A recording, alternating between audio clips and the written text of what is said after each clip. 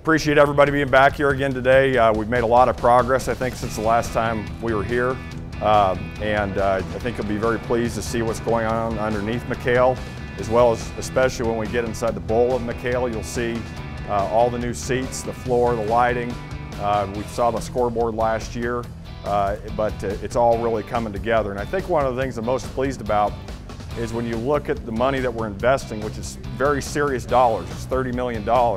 At the same time, I think you're going to see that we're getting a lot for the $30 million. I'll put up the job that our renovation team and Susie Mason and her crew, as well as the Mortensen Construction, I'll put it up with anybody in the country with what they're doing. So we're making progress. It's an exciting time for Arizona athletics, obviously men's and women's basketball, our volleyball programs, and gymnastics, who all compete here in McKale.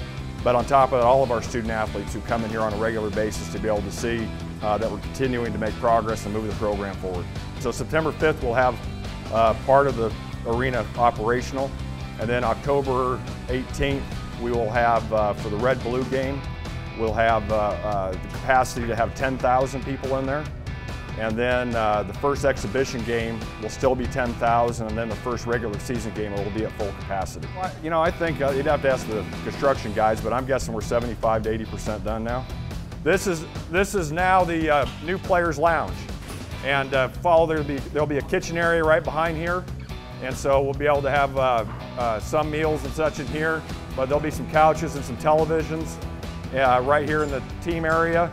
And then our locker room that we had before that many of you have been in, that's right here. And this was our existing locker room that we had before. Actually, the lockers and such are covered up. We're going to add a few lockers here in this corner right here that we'll have when our NBA guys and former players come back and work out, want to play. They'll have a spot that they can use for their lockers. And we'll be hopefully announcing a gift here pretty soon that I think people will be pretty excited about from a former player. I'll just tease you with that. I think will have a really nice impact on the program too. And the restrooms and everything that were there before. So this area is pretty much staying the same, except for the lockers that we're adding right in that corner. This area right here is our new team film room.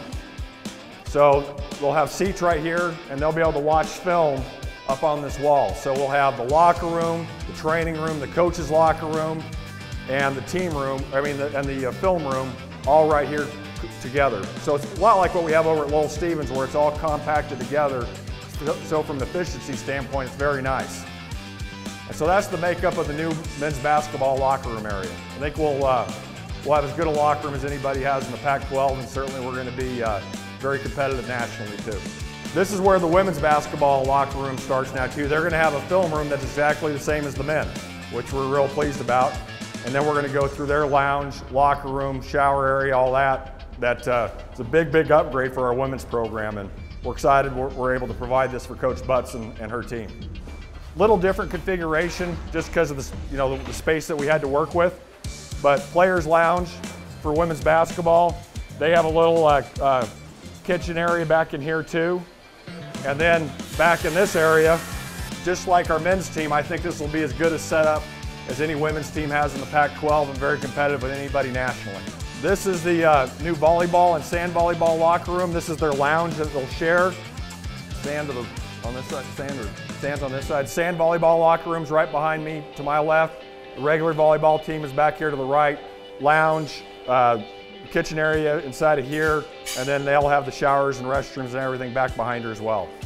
Again, I don't think anybody in the Pac-12 will have a better setup from a volleyball standpoint, locker room wise. And think about this both for men's and women's basketball and for volleyball. And this is significant for our program as a whole.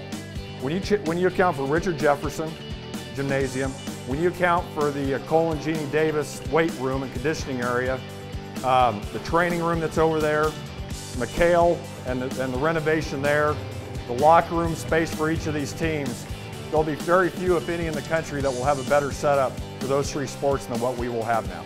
And so we're obviously very proud of that, and it's something that we want to continue. You know, obviously men's basketball is competing at a really high level.